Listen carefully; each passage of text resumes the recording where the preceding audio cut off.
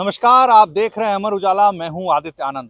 बिहार विधानसभा के मानसून सत्र के दूसरे दिन की शुरुआत भी हंगामे से भी ही हुई। विपक्ष के विधायकों ने जमकर हंगामा किया।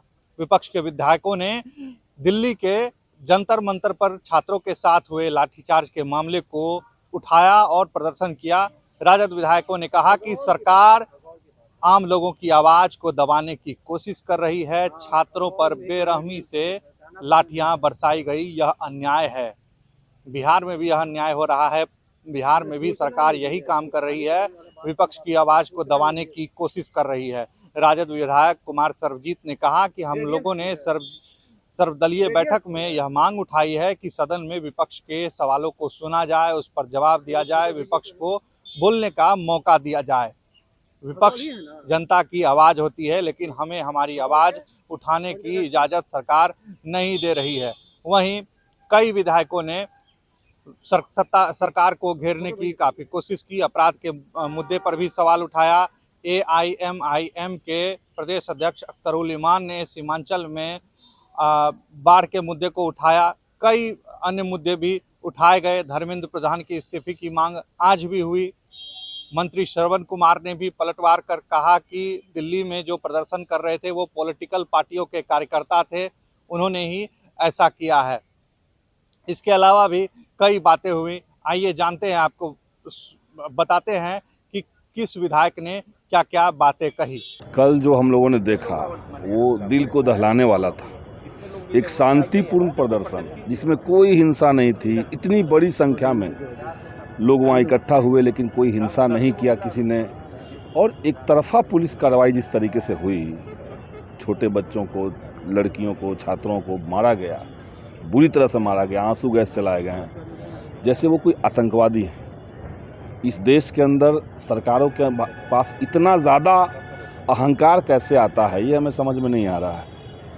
और वो छात्र जो बात कह रहे थे वो तो देश भर की बात कह रहे थे। देश भर के जो छात्र नौजवान हैं उनकी मांग है आज कि पेपर लीक से अब मुक्ति चाहिए। पेपर लीक के लिए अगर कोई सरकार जिम्मेदार है तो उसको इस्तीफ़ा मिलना चाहिए, उसको इस्तीफ़ा होना चाहिए। ये तो देश भर की मांग थी। इस मांग के साथ कोई आंदोलन कर रहा हो और अनर्गल तरीके से उस पर इतनी लाठियाँ बरसे, इतने वाटर कैनन, इतने ज़्यादा आंसू गैस, और क्या बेहूदगी वहाँ पे दिखाई गई पुलिस की तरफ से, जैसे वर्दी वाला गुंडा हो गया पुलिस। छात्र कुछ नहीं कर रहे हैं, खड़े हैं, उसको पीटे जा रहे हैं, पीटे जा रहे हैं, पीटे जा रहे हैं। तो देश की जनता ने, बिहार के नौजवानों ने ये सब देखा है। और ये मोदी सरकार को कल की जो घटना है वो महंगा पड़ने वाला है। और इस बार सरकार को नौजवान ही पलटेंगे, नौजवान ही यहाँ से उनको बेदखल करेंगे, ये हम लोग जान रहे हैं। कल की स्थिति देखते हुए हम लोग की मांग अभी है कि अगर रत्ती भर भी शर्म बचा हुआ है, धर्मेंद्र प्रधान को इस्तीफ़ा देना चाहिए। और केवल धर्मेंद्र प्रधान का मामला नहीं रह गया है, नरेंद्र मोदी को भी इस्तीफा देना चाहिए। वो भी प्रधानमंत्री लायक आदमी नहीं बचा है। सोशल मीडिया पर जिस तरीके से कहा गया कि अगर कोई लिखता है गलत तो उस पर अब गुंडा एक्ट के तहत केस होगा, तो ये भाजपा सरकार बिहार में आके कर रही है। भाजपा के ही तो लोग पहले ये करते थे। कोई भी व्यक्ति सरकार की आलोचना करे, सरकार से सवाल पूछे तो गाली गलौज करने का प्रथा जो है सोशल मीडिया में पैसा दे करके, जिसको भाजपा अपना IT सेल कहता था, तो गाड़ी कल्चर को तो एस्टेब्लिश इन लोगों ने किया।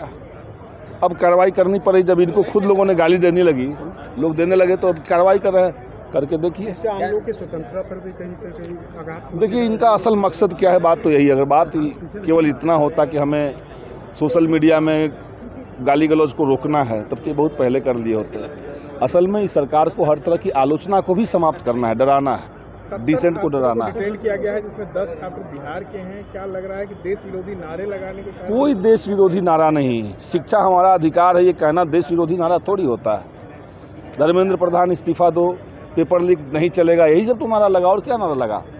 और इनकलाब जिंदाबाद, एक गोदी मीडिया वहाँ पहुँच के कहा कि इनकलाब जिंदाबाद जैसे नारे लग रहे हैं, देश विरोधी नारे लग रहे हैं। तो इस देश के अंदर इनकलाब जिंदाबाद भी कहना अगर देश विरोधी हो जाएगा तो क्या ही देश के अंदर बचेगा। मुख्यमंत्री जी जो हैं वो लगातार, ठीक है, इस चीज़ का अच्छी बात है कि अगर कोई गलत शब्दों का प्रयोग करता है, गलत तथ्यों को रखने का प्रयोग करता है, उस पर कानून सम्मत कार्रवाई कीजिए।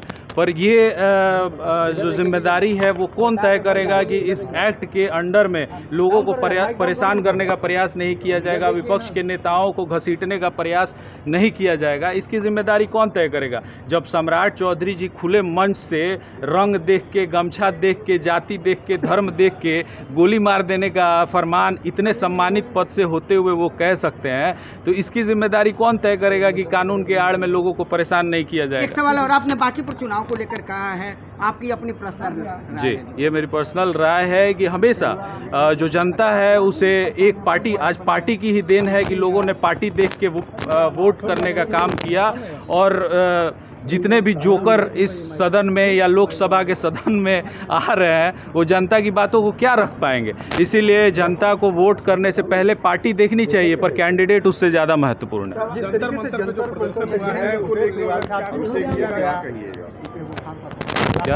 लेकर क्या कहिएगा, जिस तरह से कल प्रदर्शन हुआ, कल पुलिस की तरफ से? देखिए, अनडेमोक्रेटिक जो काम है वो भाजपा की सरकार लगातार करती आ रही है।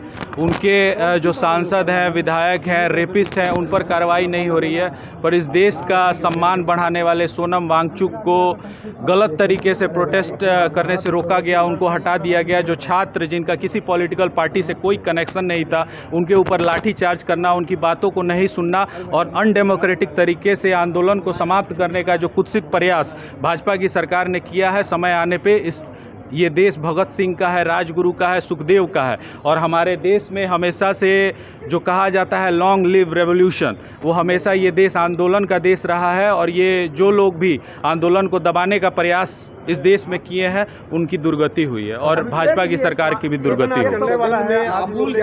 रंग में रंगा जा रहा है, क्या कहेंगे? सदन में इस विषय को रखेंगे, सीजेपी पे जो कल लाठीचार्ज? बिल्कुल, कल भी हमारे जो विपक्ष के नेता हैं उन्होंने सदन में आवाज़ उठाने का काम किया, और आज भी हम लोग इसके ऊपर प्रोटेस्ट करेंगे। एक सवाल खान सर को लेकर है। खान सर जिस तरह से एक इंटरव्यू में कह रहे हैं कि जो भी हमें फैजल, जबकि उनका नाम है फैजल खान कहते हैं वो हमको जीजा मानते हैं, क्या इस बयान को क्या? अरे देखिए, खान सर टीचर हैं, और टीचर का नाम मुस्लिम नाम हो, सिख नाम हो, क्रिश्चियन नाम हो, ये बहुत बड़ा मैटर नहीं करता है। उन्होंने ज्ञान देने से पहले ये नहीं देखा था कि वो मुस्लिम बच्चों को ज्ञान दे रहे हैं या हिंदू बच्चों को ज्ञान दे रहे हैं।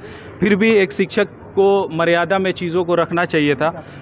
कहीं ना कहीं समय आने पे उनको अपनी गलती का रियलाइज़ होगा, पर इस एक स्टेटमेंट से उनके पूरे कैरेक्टर को असैसिन कर देना ये कहीं सही नहीं। वो का रंग जो बदला जा रहा है, क्या लग रहा है, शिक्षा व्यवस्था बदलेगी? अरे देखिए, आप इसको क्या कहा जाए, अब रंग बदल देने से एजुकेशन सिस्टम तो नहीं सुधरेगा। टीचर्स लाने से, फैसिलिटीज़ देने से, डेस्क बेंच देने से, लेबोरेटरी देने से, कंप्यूटर लैब देने से एजुकेशन सिस्टम बदलेगा। पर सरकार जो है वो लगातार, इनका तो प्रयास ही रहा है, किसी जगह का अगर अकबर नगर है तो उसका नाम बदल दो। जो लोगों ने हाई स्कूल में ज़मीन दान किया, उनके पूर्वजों के नाम से वो हाई स्कूल था, अब उस स्कूल का नाम बदल देना अचानक से बिना किसी डिस्कशन के सरस्वती विद्या निकेतन, ये आरएसएस का जो माइंडसेट है उसके आधार पे सरकार काम कर रही है।